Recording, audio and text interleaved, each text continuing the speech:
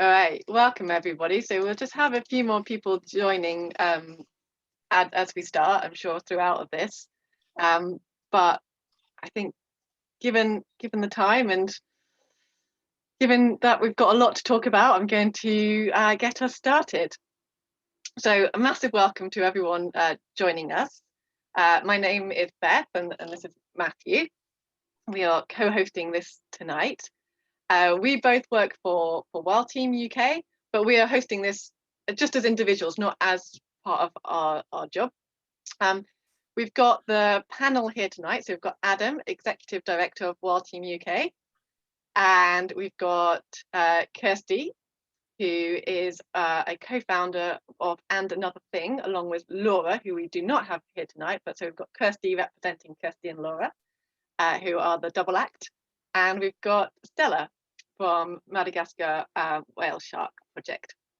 So absolute pleasure to have all of you here today. And we've also got Ariel, who is helping with the background Zoom staff and collecting questions as well. So a big thank you to all of them for joining.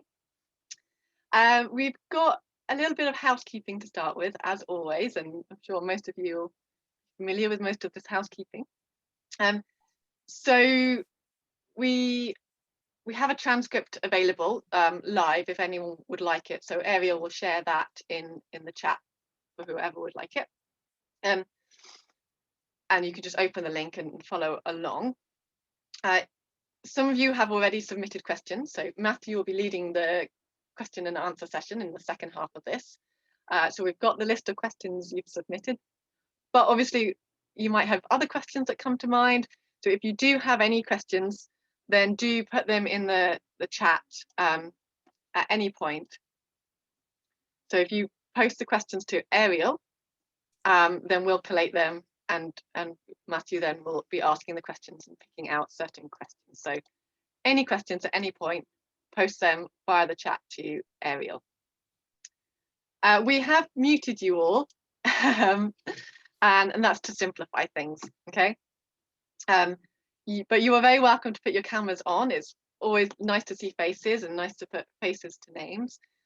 But we completely understand that some people feel more comfortable with cameras off. So that's completely up to you. But yeah, cameras are very welcome.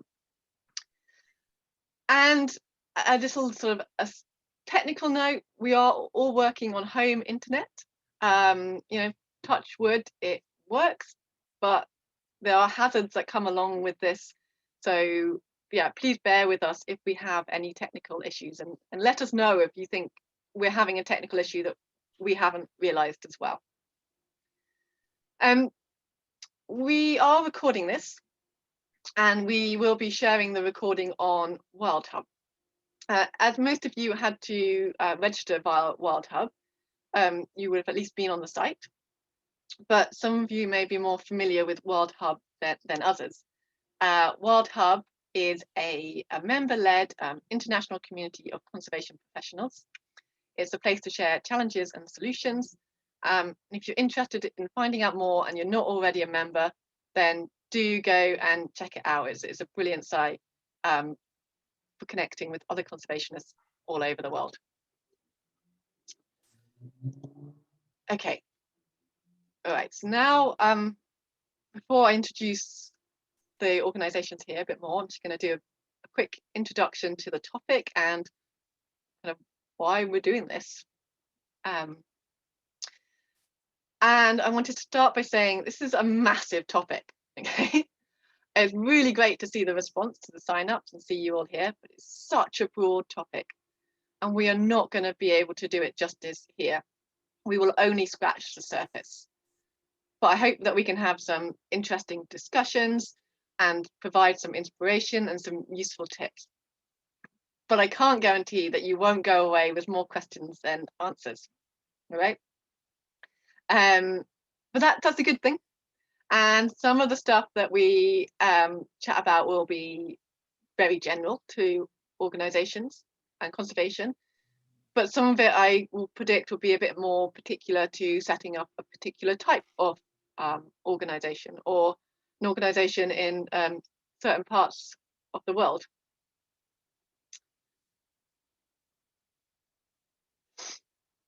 I have never started my own organisation. I just wanted to say that. I actually really enjoy working for an organisation and the security and the teamwork elements that that brings. But of course, some of that can be gained even if you start your own organisation. But it's a topic that really interests me, and everyone here will be here for different reasons. Some of you, like me, might just be interested. Some of you might be already starting conservation organisations. Some might be thinking about it as something to do in the future. There are, as we all know too well, countless challenges in conservation, and there already exist many amazing conservation organisations that are working to tackle these issues. But I do believe that there is space for more organisations, and that this will be driven by creative thinking, more entrepreneurial thinking, and the discovery of more niches to fill. So yeah, I hope this webinar can help you if you are thinking of starting your own organisation. And we work for a very small organisation, but through our work we get to meet people from organisations of all different sizes, so big and small. So we work, sometimes on our trainings we have people from Born Free or Wildlife Conservation Society, massive organisations. And I do believe that both small and large organisations both have their advantages and their disadvantages. Small organisations are perhaps more able to be dynamic and more nimble in changing, but large ones perhaps more financially sustainable, maybe take on bigger projects. There's a whole conversation that can be had there, which I'm not going to go any further into, but conservation organisations come in all shapes and sizes, and it's by working together, building networks and collaborations, that we can thereby have greater impact. And we've got a range of organisations here, definitely not the full range though of people or organisations, but we've got some brilliant ones that I'm excited to have here today. So on the smallest, all on the smaller side, some are newer than others. They've got different objectives, some are side projects, some are full-time jobs, but I'm interested in all of them. And one thing they all have in common is that they are all working to have, they all are having conservation impact. So I'm just going to launch a quick poll. Interested to see, so I'll just give you sort of 20 seconds for that. Have you started your own organisation? So, and I've got one more poll after this to share with you.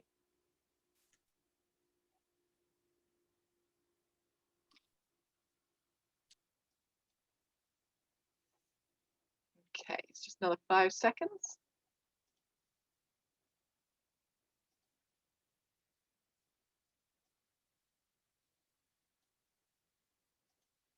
Yeah. So majority no. So that actually is quite well onto my next poll then, makes this relevant. And this is a question I ask in one of the training workshops that I run. I've asked this quite a few times before because I'm quite interested in it.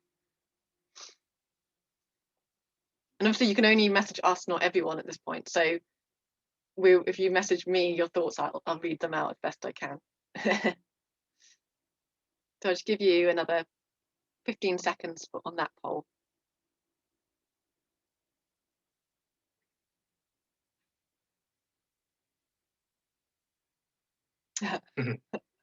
One, I need to finish my master's degree first, from Barbara.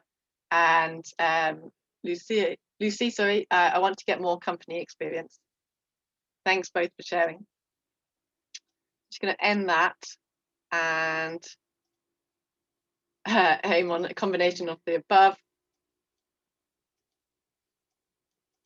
Susie, how to generate an income to sustain it. So yeah, what comes out top of that poll is I don't know how to.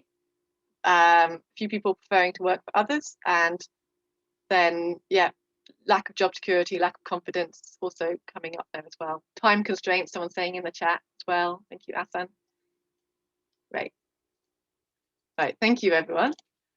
So now I'm going to introduce each organisation before going into the questions. Just going to start with WildTeam UK.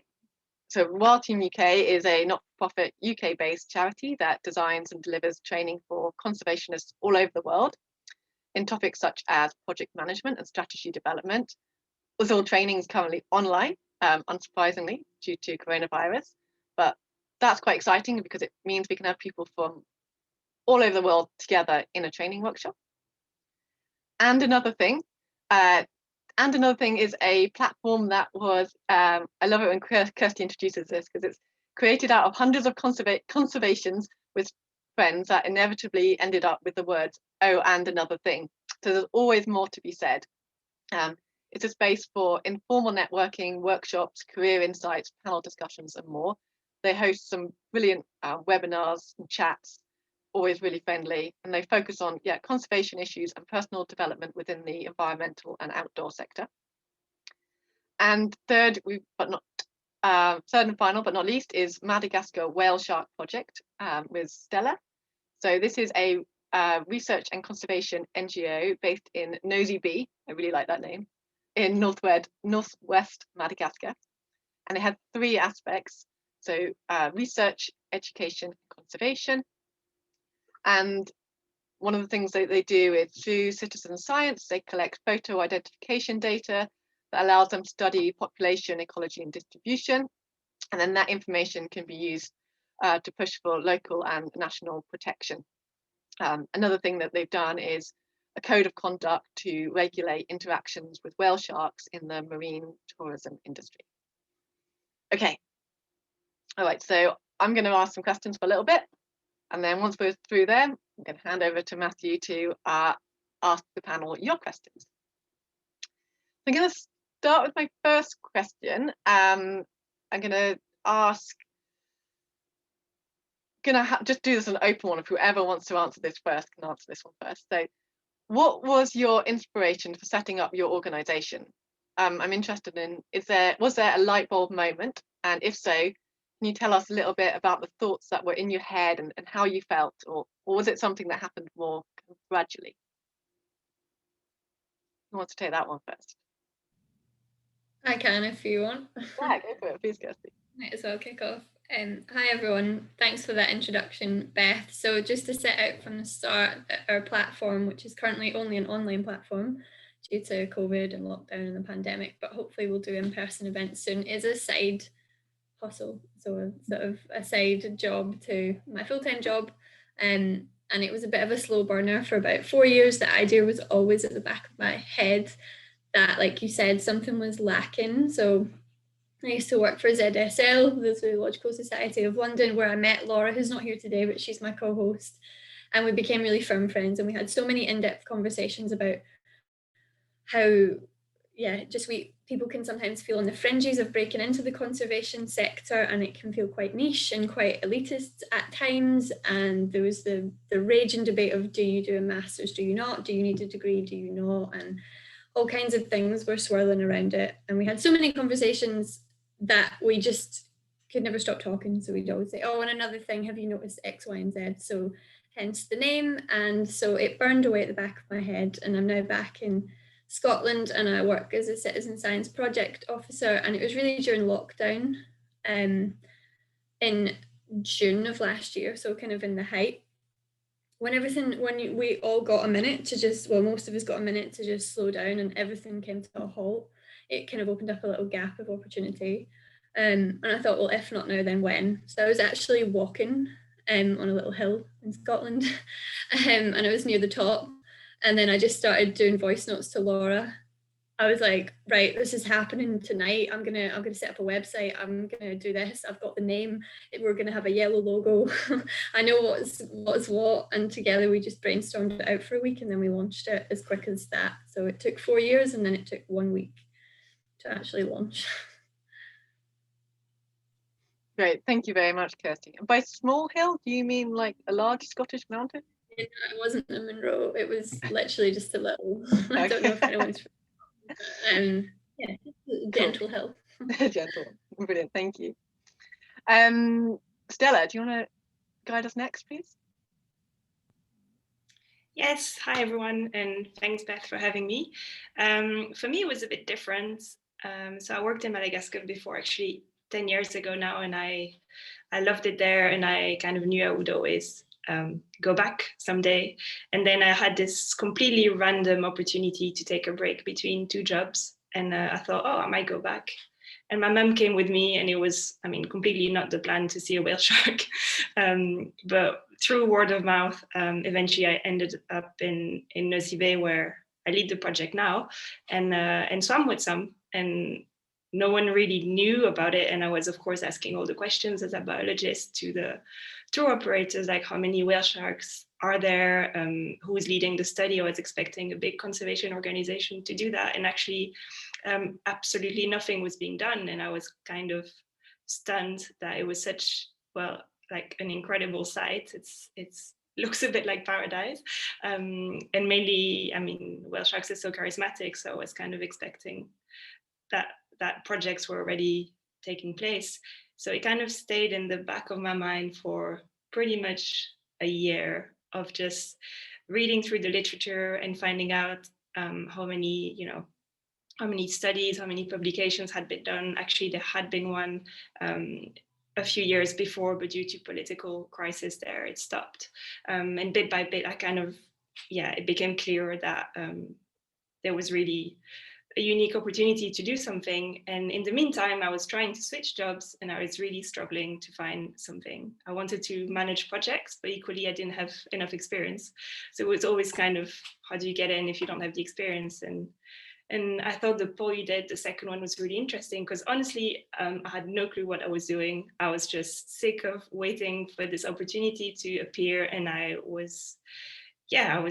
I really wanted to have an impact, and I had some ideas, and I had seen some things in the field that I did want to do, and equally some things I thought were great. So it was kind of, that's kind of how it happened. And then eventually, I mean, initially it was a lot of rejections and lack of support from people in that industry, because I was in my 20s, I didn't have any publications, I didn't have any experience in shark science. I mean, there was so many no's after each email. Then eventually some people, and actually the 2 scientific supervisors who I work with now still said, oh, actually, I'm interested to collaborate with you. I'll help you, start writing a grant application. And it was just these little bits of support that were a big push for me.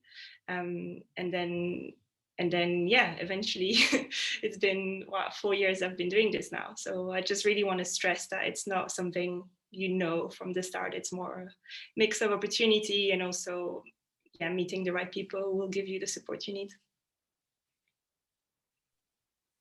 Thanks very much, Stella. Really good to hear. So over to Adam. Hi, everyone. It's always fascinating hearing about different stories, because I think there's different ways you can reach this point where you decide to make your own organization. And I think for different people, it means different things. And it might be a big thing, but for me personally, it's never been a big thing to create a conservation organization. Because like a lot of you, I think we all share a kind of common passion for conservation in general, okay, but also we have our own kind of personal passions. Like you want to do this type of conservation. And for me, it was the simplest thing in the world to decide to create a conservation organization when there was no one going to employ me to carry out my dream. I think there are such jobs. I think there's quite a few jobs that you can think, that is a brilliant job. I'd love to work in that for that organization. That is my dream. But no one was going to employ me to make my particular dream came true. So we decided with others to create 2 organizations. One in Bangladesh was to help save tigers there, and then one in UK to help improve conservation.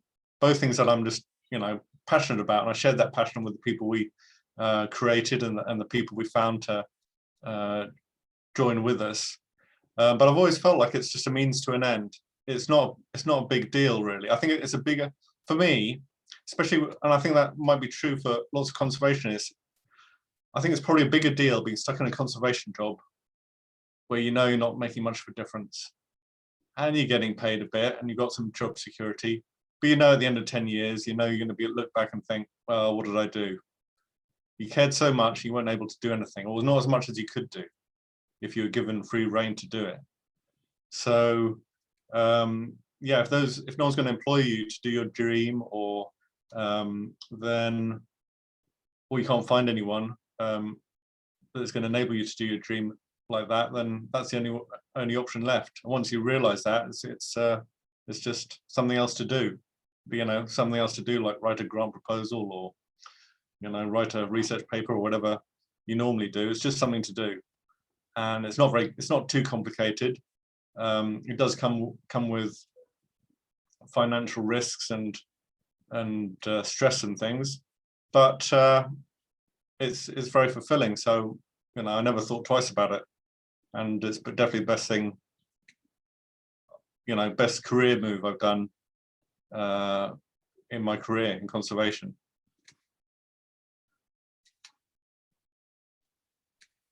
Great, thank you very much, Adam.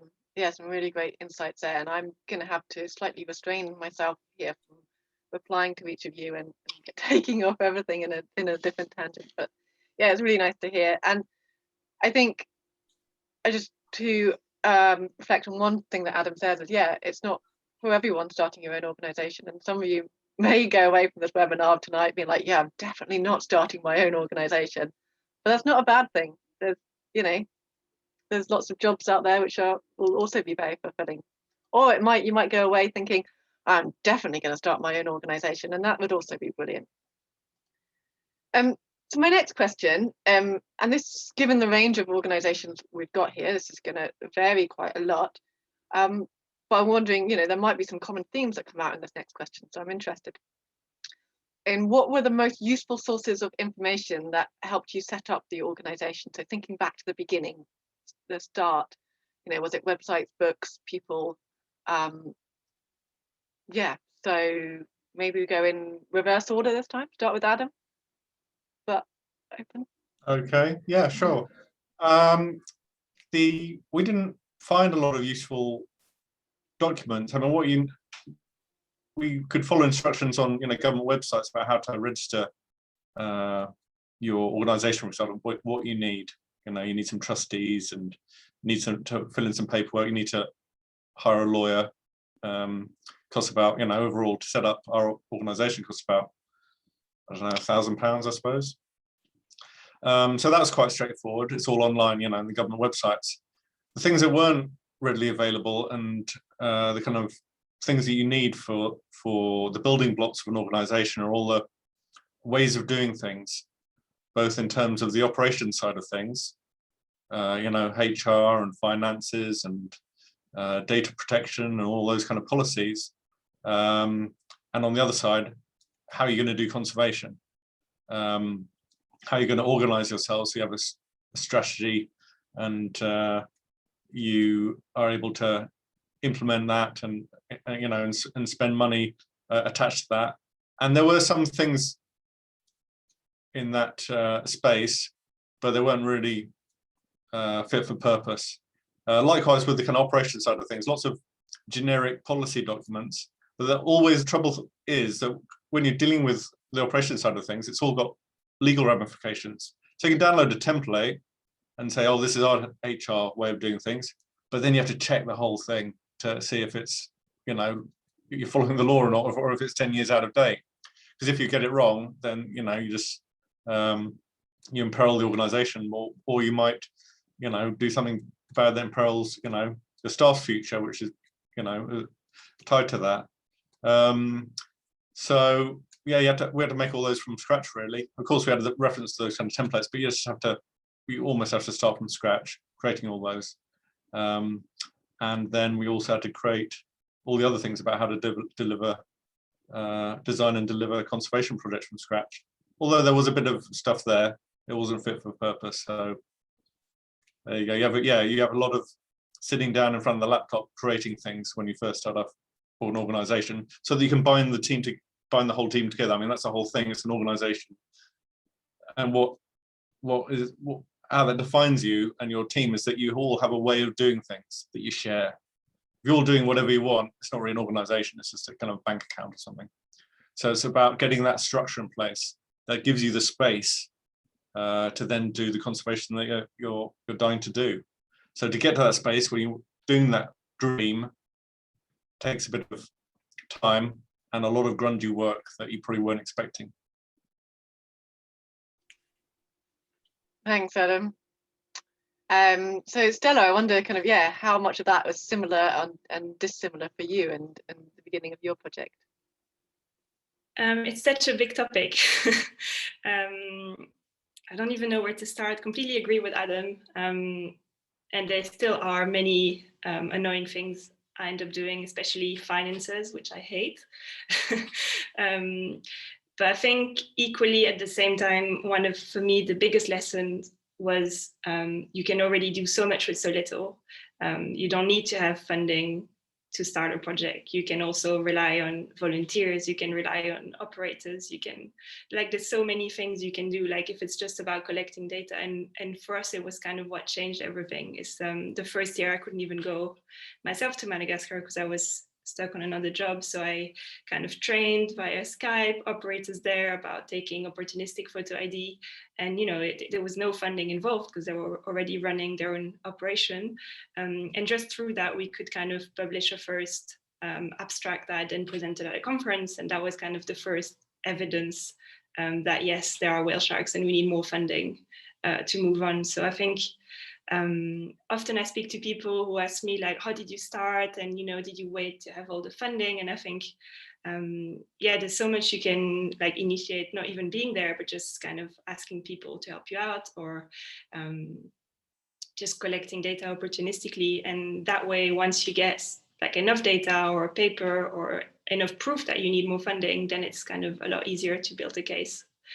And it also kind of touches on, back then I read a book, I think I told you about it, Beth, called The Lean Startup. And back then I was actually working in a small startup in the Netherlands. And really, what it says is basically don't wait till everything is ready to start, because then by then, who knows where things will be, and you might have even given up, or things, you might never get the funding you wanted. Instead, be lean, always kind of grow. So you can, like I said, I mean, for me, it was kind of relatively easy to start from scratch, but you can, try not having all the funding, and then maybe it means, I don't know, you have a part-time job for a bit, but that's okay. There really are no rules about how things develop. It's just, you need to get started at some point in one way, even if it's very small steps, or even if it means you rely on other people. I think it's really key to kind of just get something going, even if it's not final, it will always grow. And even when you're already a grown organization, things still change. So just really want to encourage people to kind of, just get started. And then the other thing I wanted to say, it was some advice someone gave me, which I thought was really useful, is that there are so many things we can do as individuals, and we're so passionate, and it's a problem I have. I just want to kind of, help on everything and develop more and more projects, and then you never stop. But then if you do something small, at least you can do it well. And for me, it's been like a constant reminder that you can focus on a species, you can focus on one specific place, you can focus on a lot of things, but that way at least you can have more impact and be more specialized in what you do. So I think for me, it's been really important to remind myself when I was thinking of, we can do like all of these other things, but then it means your reach is probably not as impactful. Yeah. Well, thanks very much. Do you mind sharing that in the chat with us so we can share it with everyone else, the Lean Startup book? Because I do remember you saying about that. And that's a good example of, it's kind of a corporate book, isn't it, about general, any business. So it's a good example of learning from other sectors. Yeah, and really, I think it's, at least for me, back then, I didn't really have so much inspiration from conservation, because there was a lot less resources than there are now. And thanks to Kirsty and all of these things happening now, and all these webinars, it's great to kind of, get more insights. But back then it was mainly, startup businesses that gave me inspiration. Cool. Thank you. Yeah, and I like your thoughts about, just doing something and getting started.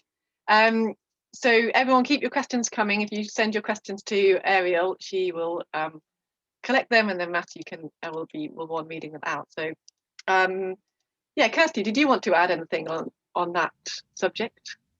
Yeah, I'll just jump in quickly. So for me, it was more on starting a side platform or kind of side hustle. So I know Laura read the book, The Multi-Hypen Method by Emma Gannon. I'll type in afterwards. And there's a platform, there's a website and another organisation that exists called Out of Hours, which is basically about how to balance your sort of full-time job with another passion and make it into a functioning project. So that's a really good website. But for me, it was mainly just networking and using like my existing network and not keeping the idea to myself, because I did for so long. And once I started mentioning it, you know, people had all sorts of skill sets that they could, and they were willing to help us both. So once the idea was out there and actually existed, and the more at the very beginning you talk about it, the more real it becomes. And sort of, for me, the more I believed in it. So, you know, start using your name straight away and start talking about your USP and your aims and what your organization stands for. And then it just kind of solidifies it right from the beginning. Did I have something else to add? No, but basically I think just try and use your network and just think about your existing friends, family, colleagues. It's amazing who you actually know once you get going. That was really good advice. USP, unique selling point. Yeah. Yes. Sorry for jargon, if that's jargon. Cool. Thank you very much, Kirsty. So I'm going to move on to the next question.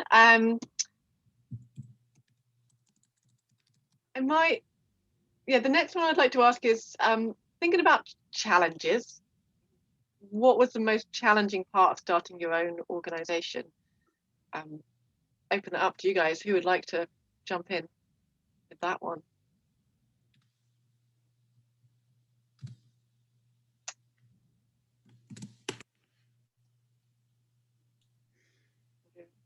Back to Adam, maybe. Okay.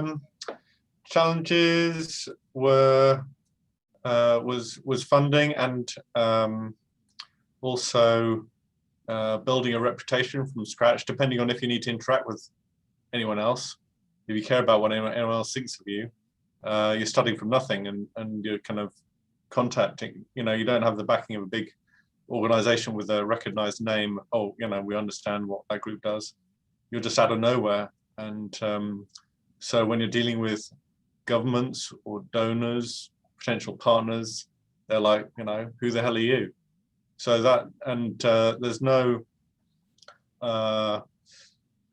nothing you can do apart from keep at it until your reputation builds. It just takes time. You just have to keep on doing good work. You just can't magic it. You know, you might have a brilliant idea, but you know, until you demonstrate to a lot of people that you're serious and you do good work in your area, that's a very difficult challenge, because without that reputation, you know, you get less funding, you get less partnerships, you get less opportunities to do the conservation you want to do. But that'll come, you know, that will come if you stick at it, if you survive long enough to get to that point. Great. Thank you, Adam. Maybe some, well, either mix up the order, maybe we'll go Kirsty next, but do Stella jump in and we'll have conversations between you if you have anything to add at any point. I just have to second Adam. For us, definitely reputation and growing and trying to build an audience and trying to sell ourselves correctly almost from the beginning. Like, how do you tell someone about yourself before you're even set up? So you need to be set up fully first. But then for us, it was, well, how much of a platform do we need to have? Do we need the full works of social media? Do we want Facebooks and Twitters and Instagrams and LinkedIn pages? And that's going to be a lot of work. Do we just need a website? What website package do we want to go for?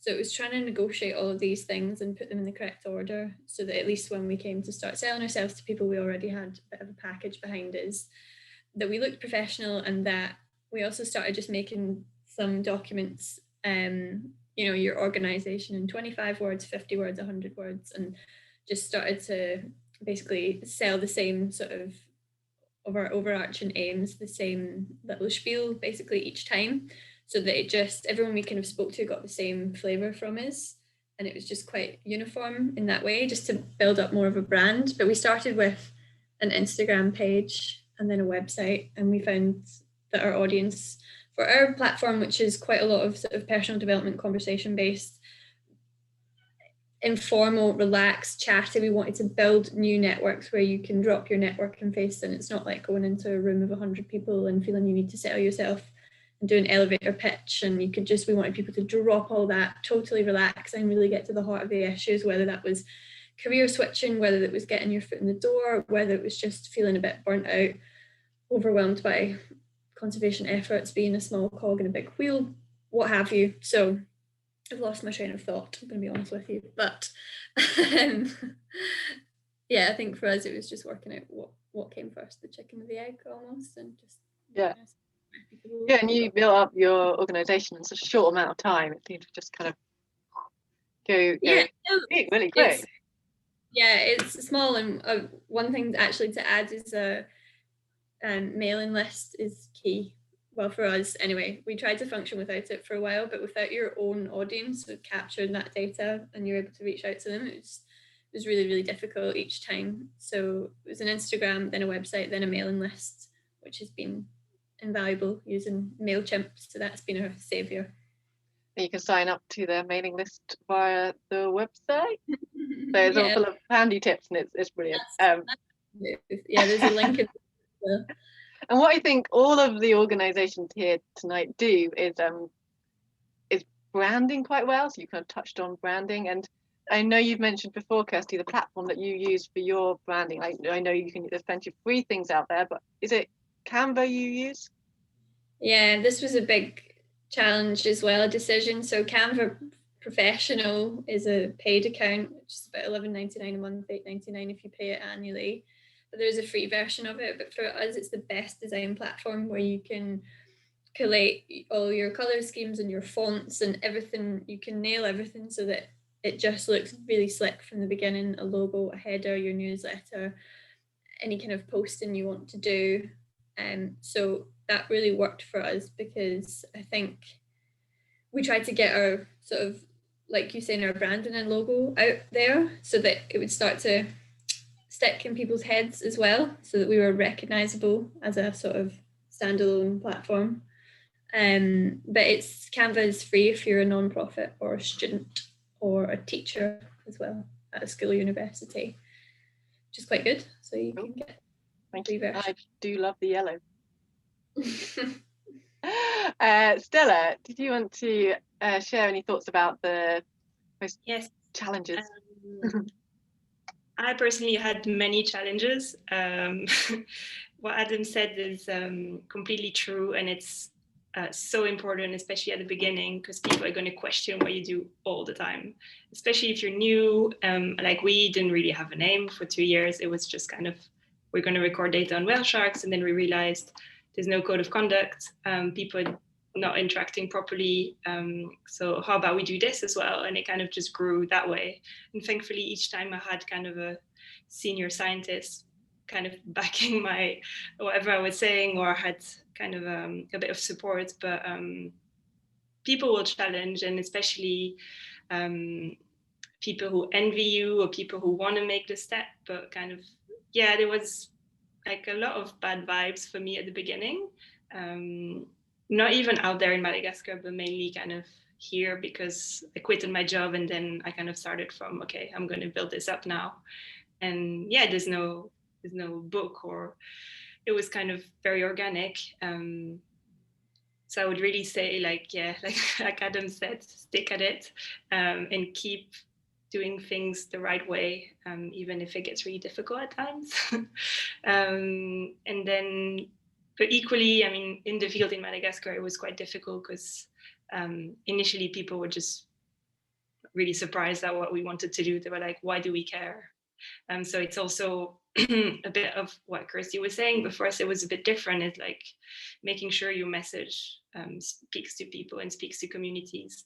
And it might mean you have a different message in different parts. But yeah, it's a lot about branding, but not so much about, for us, it wasn't so much about social media. It was more, what is it we're trying to do, and really have a clear message for people out there.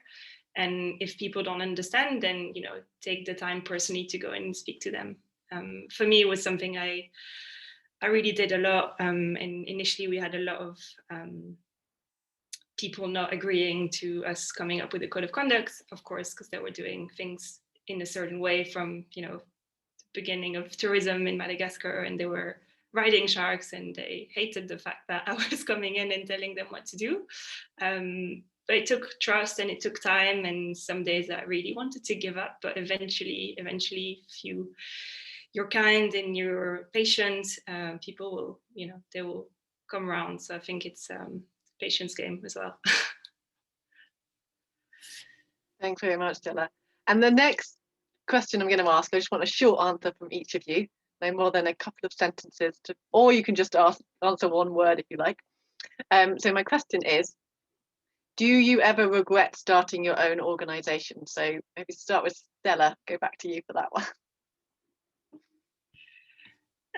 No, not at all. It's really been a dream coming true, and not every day though. I'd say, yeah, 2/3 of the time it's difficult, and it's mainly challenging because you don't fit in, you know, normal life, and that's something that I think it's more personal acceptance that your life is always going to be difficult if you lead a project seasonally and things like this. But no, I don't regret. Great, thank you. And actually, you wrote a great blog about that on Lonely Conservationists that we can share with the recording of this. Really nice.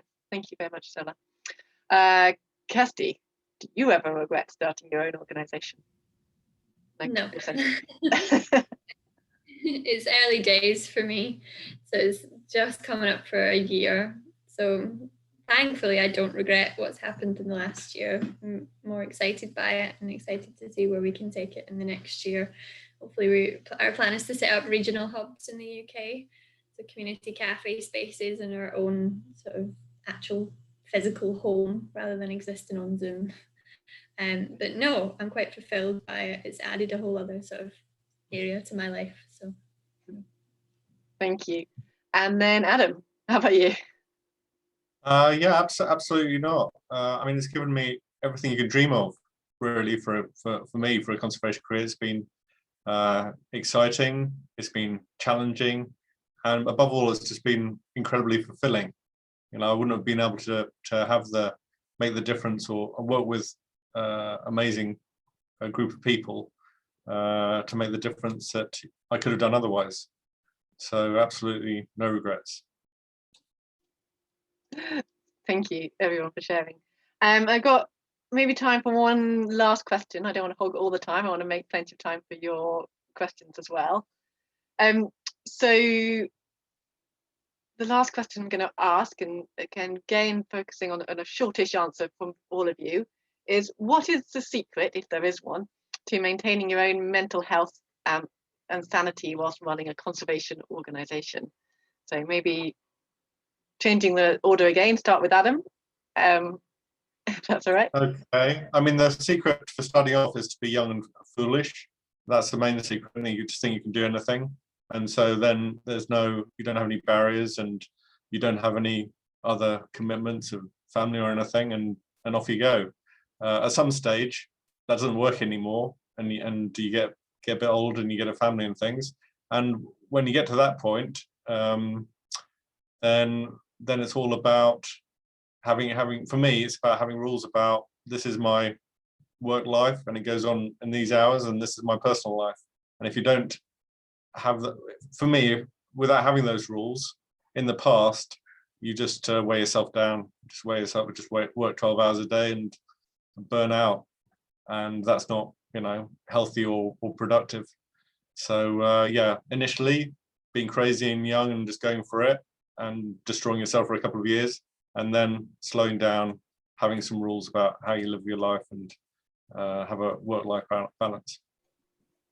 Thank you, very wise words there, Adam. So maybe Kirsty, next. The secret.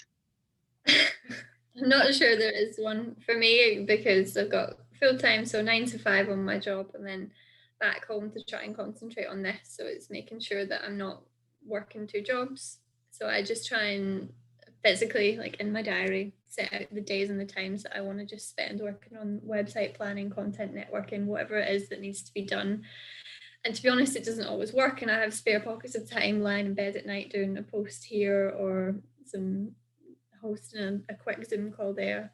But I think if you can try and set aside blocks of time as best as you can and learn to delegate. I'm really poor delegator. So I've only got Laura, but if she was here, she would tell you I find it really hard to let go.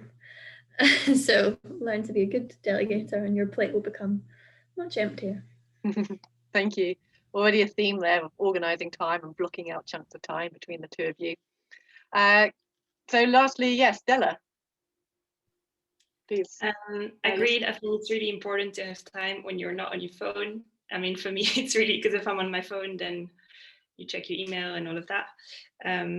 But equally, also being flexible, because like I work with people in the US, in New Zealand, all over the world. So it might be that some evenings you have to work, but then you really need to make yourself like accountable that, you know, if you like, you still have your time off. And I personally struggle with that a lot. I would keep going, and I did in the past, and I got really tired. So I think it's really that work of, you know, if you enjoy exercise and make sure like you keep the things that make you sane. And in terms of secrets, I think persistence is key. Being passionate about what you do and why you wake up in the morning, you know, it's because you want to have that impact. And then also, I think, yeah, for me, it's something I've really felt, I guess, being a woman, but there's always kind of that pressure that you're not doing what everyone else is doing and you're doing something different, and it can be can affect you. And so I would say the best thing against that is to make sure you have a good network and, you know, good family and friends that will support you and will remind you, this is what you said the other day, because it gets difficult at times, and especially with grant applications, you know, you can be writing tons of them and nothing might come, but eventually it will. So it's kind of just keeping at it. And then also, yeah, I do want to add that because I think it's important, and I write about it in the blog. But there still is a lot of pressure about, you know, doing PhDs and doing things the right way in conservation. Like I say the right way as in, you know, you need the funding and you need to have the support in the PhD. But I mean, I did it completely differently and it works. And you can be like, you know, Kirsty doing a full-time job, you can be doing a part-time job. There's so many ways for you to find, you know, a bit of money to keep you going and at the same time have that free time that you really need to kind of build up your organization. So I think, yeah, we really, as a society and especially as conservationists, we need to be very flexible about this, because there's so many ways to find time to have an impact. Yeah. Amazing. Thank you very much, Stella. So yeah, again, so much I could dive in and side conversations, which I'm having to restrain myself from. I'm gonna swiftly hand over to Matthew for the questions from you guys. So thank you for sending them in. Yeah, keep sending them into Ariel. If we have time for as many as we can, we will, but we also want to have time to explore a few of them. So thanks, Beth. Hi everybody, welcome. So thank you guys so much for your talks. I've the same as Beth, I've had to keep constraining questions that kept popping up of my own. I'm not going to ask any of my own questions. We've received a bunch of questions from you guys already. We collected them before the webinar started, and we're collecting them from the chat as we go as well. So I'm going to be, we've tried to collect them together into themes so that we can try and sort of answer a lot of people's questions all in one. The questions have covered an amazing range of topics and themes, so it's really interesting. So budgeting, how to set up collaborations, how to choose a focus, all sorts of things.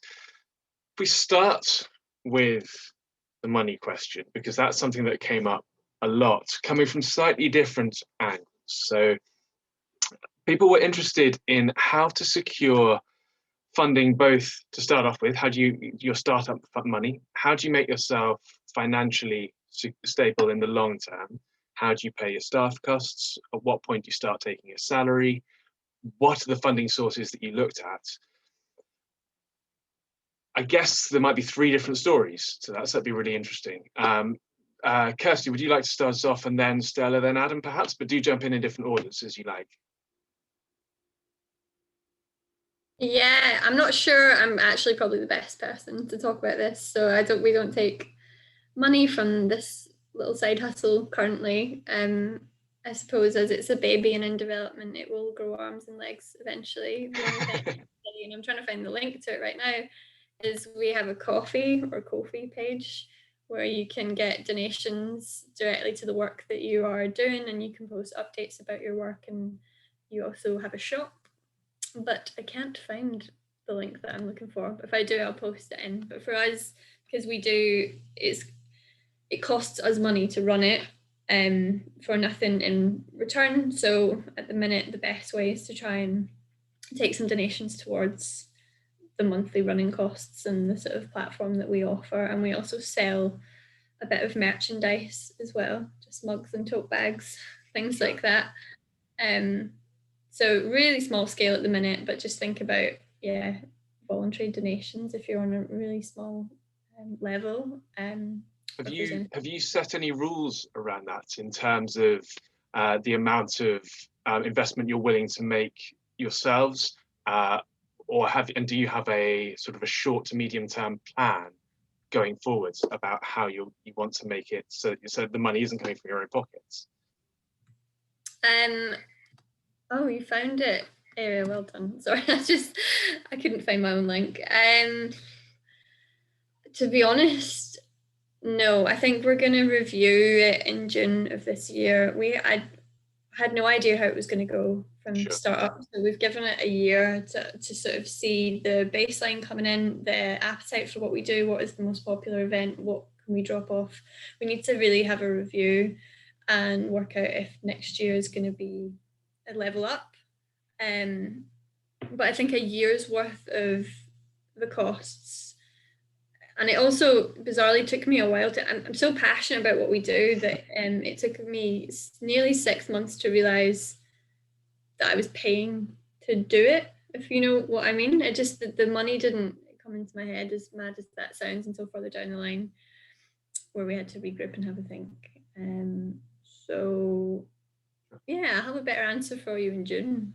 Okay, we'll run the webinar again then. You can Stella, how about you? I would imagine trying to set up in Madagascar, sort of you had to go through a slightly different funding model. Yeah, I mean, again, kind of improvised a bit. So initially, I applied for a grant and I got some support writing it because I didn't know how to write a grant. It was the very first one, and we got 6,000 euros, and that was kind of what I could depend on for accommodation, for my flights. And I've always had that rule, I think, even before that I would never kind of pay myself to do something. It's just something I disagree with. So as long as I don't have costs, that my costs are covered, I was quite happy to do this for a bit.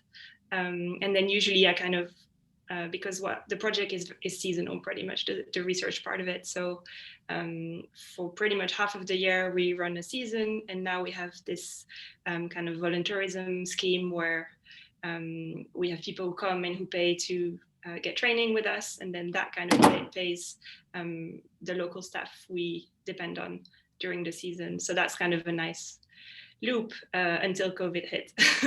So we couldn't go last year, and who knows what will happen this year. Hopefully we can. But that's kind of how it ran itself. And then aside from that, we partnered with some travel companies, and that's been of great help. And I would really recommend to people in the field to look at that, because it's pretty much unrestricted funding. And it just means you might lead a group for 1 week or 2 weeks. It's usually really fun because you get people who really care about your work, and then that will bring money you can use for anything. So usually that's what my salary comes out of, but it still is very small. Like, I'm not, financially independent. And how I've managed that is that the rest of the year when I'm not there, I do other jobs. So in the past, I did a few expeditions in the summer for the companies. Right now, I'm working part-time for a startup. I mean, it's always been kind of juggling the two. And people often told me, you know, as a leader, you eat last. And it's sadly a bit true. And to me, still now, it matters most that my Malagasy staff is paid. And we do this fully when we have staff. We pay them as best as we can. But then, of course, for me, it's a bit difficult.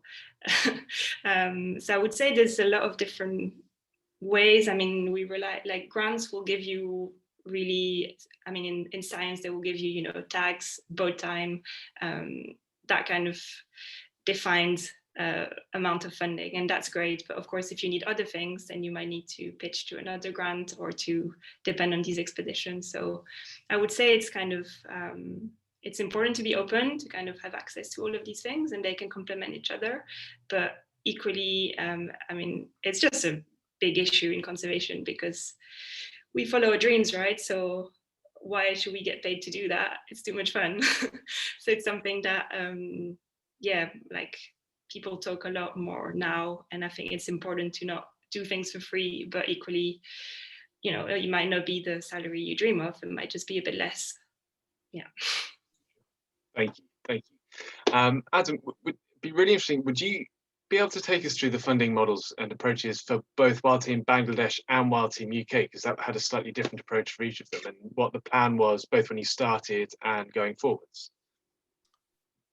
Sure. When the plan, when we first started off, I was really running on grants, you know, 10 grand here, 3 grand here, like Stella and Kirsty. What you're first trying to fund is activities. You never really think about yourself.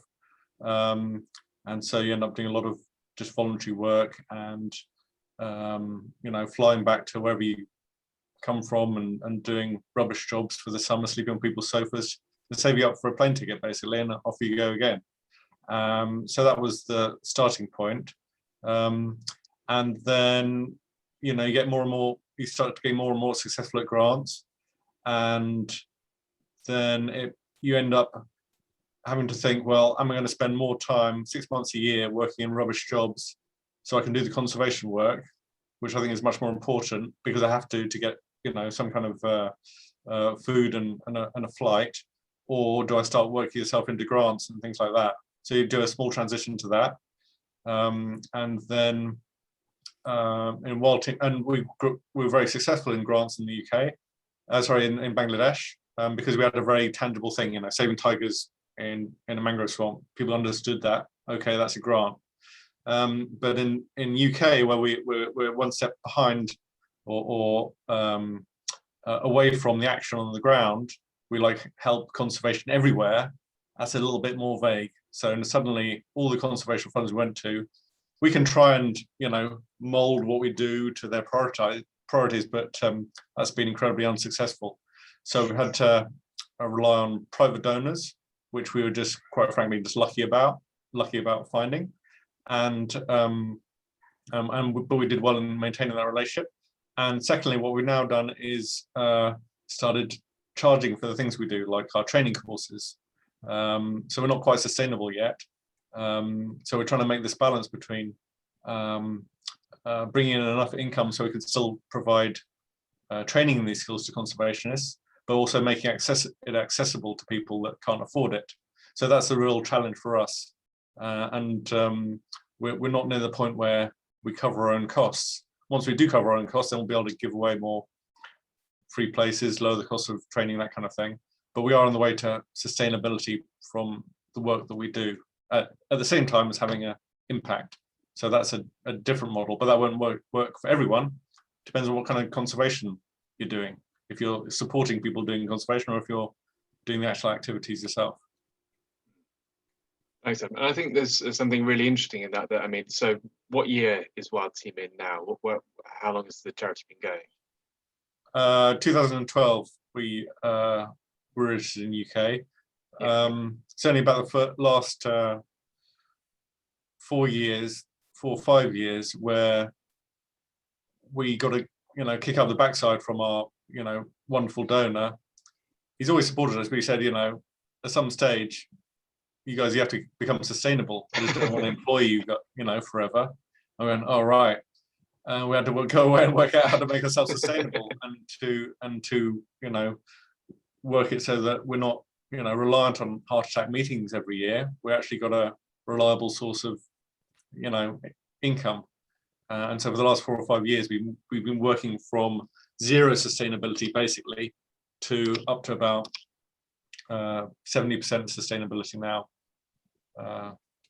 from our income streams, from the income we generate ourselves.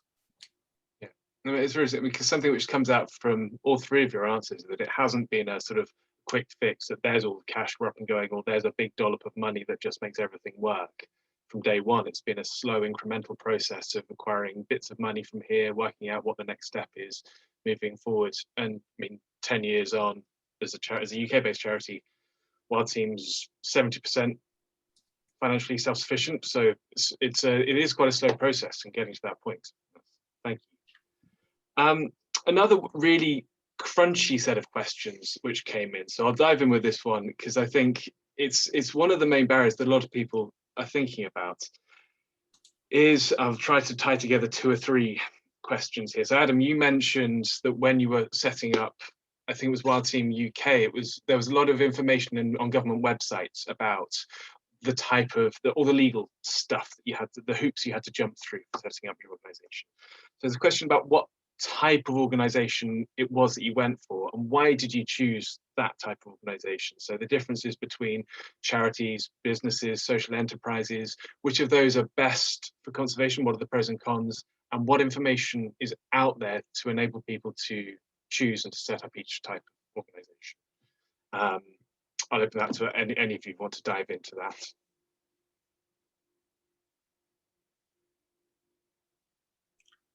Okay, well, I can briefly say our experience. I suppose the options were mainly between a kind of private limited company or a charity. For the UK, we decided to be a charity because then we could, it more reflected what we want to achieve. We weren't interested in profit, we're interested in making a difference. And also it meant that we were able to receive funds and get gift aid, which is of course in UK is if someone gives you £1, then the government will give you an extra 25 pence on top of that, 25% on top of that. So that increased our ability to become financially sustainable.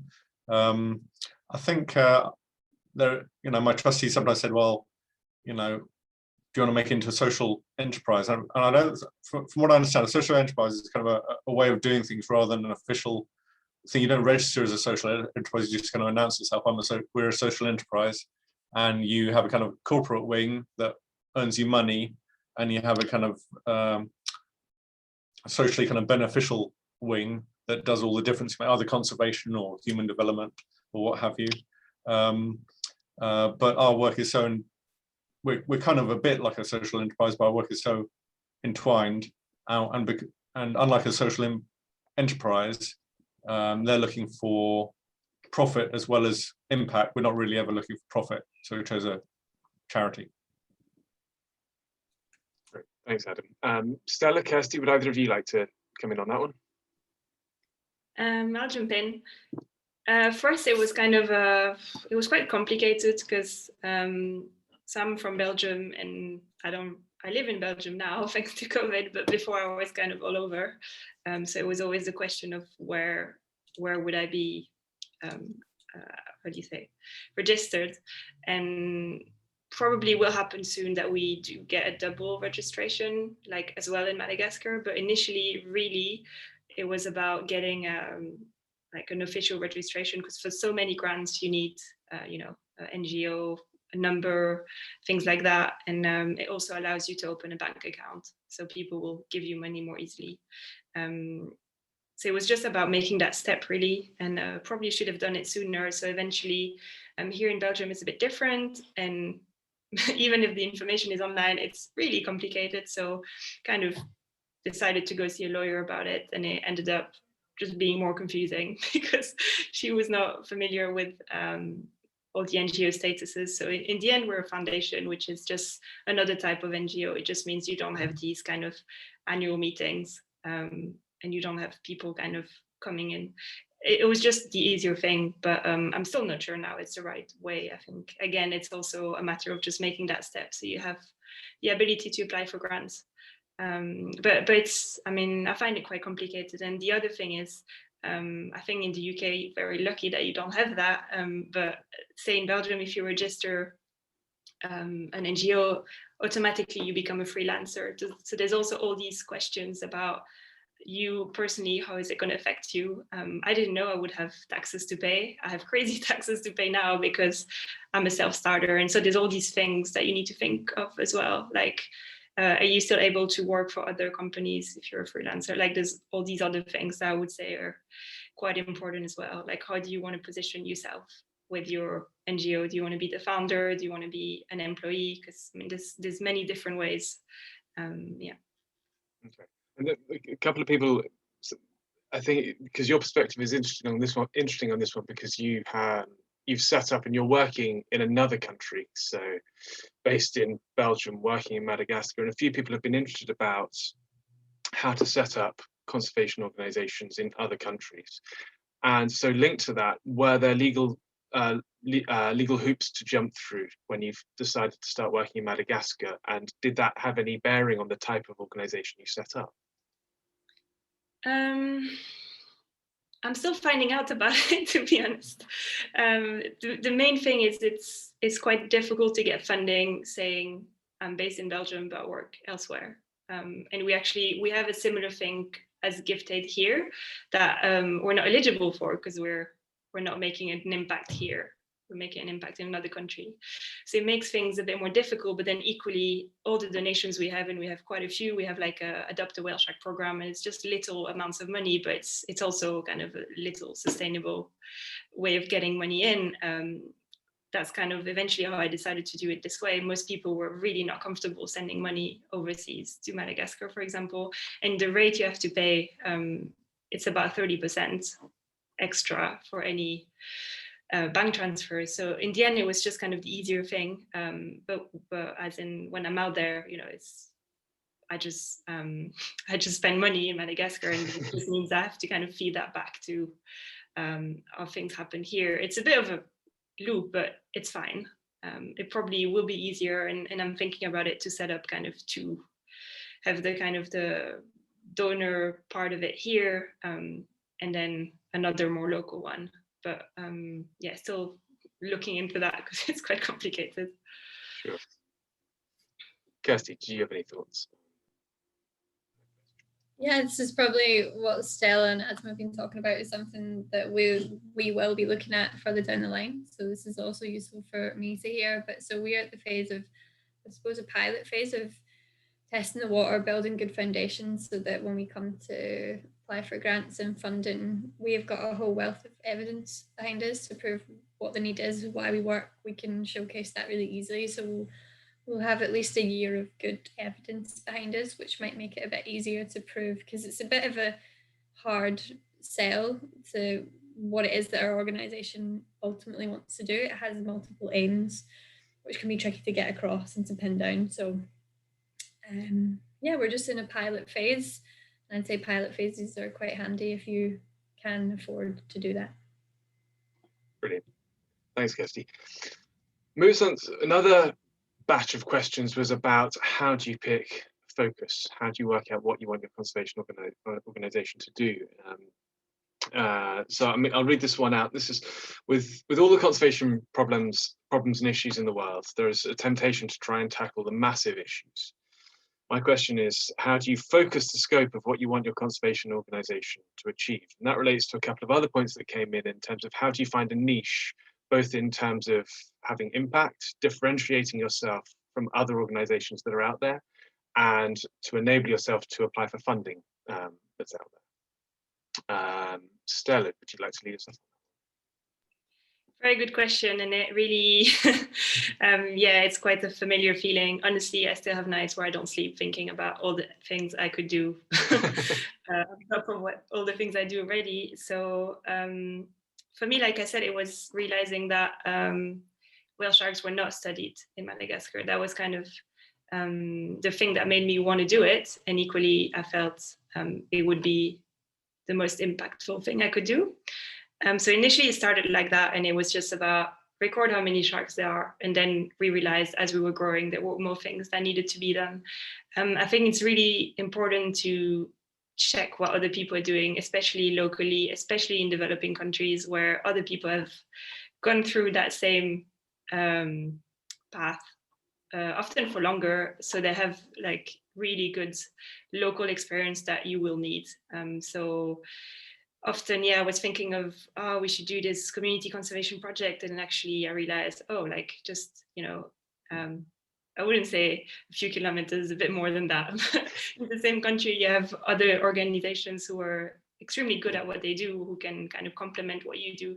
So I think it's really important to, both for your reputation, like as a person, as a project, to not step on anyone's toes, but also it will really raise the level of what you do, because you can benefit from other organizations' experience and local knowledge. Like in certain countries, there are things you just cannot do, that, but equally there are things that people have tried and it works. And especially at the government level, it's really useful to have that. And in terms of scope, I would say, I think the niche becomes obvious as you grow. Some things you will do just don't work out or are too difficult. There's also the logistical aspect that we have in the field, that some animals are really difficult to study, and it might mean at some point, I don't know, you pick a different way to study them, or you collaborate with someone, or you just don't do it. Like it's not a failure, it's just you realizing there are limits to things. For us with whale sharks, it was really easy at the beginning because we had all these operators going at sea. So it was just about creating this protocol that people could follow. And it was just finding a way that was easy enough to kind of replicate through time. Sure. But then, for example, I say this, but at the same time, each time we're out, we collect data on other marine species, on cetaceans, on turtles, on manta rays. And actually I'm writing a manta ray paper now because I realized there's all that data sitting there that would be great to publish. So I think it's at the same time, if you can kind of collect more stuff and it just stays there, like it's fine, you can always share it with someone or another organization or a student. Like I would just say, collect as much as you can when you're out there, even if you don't use it all yourself, and be open to sharing it. Yeah. Cool. Thanks, Stella.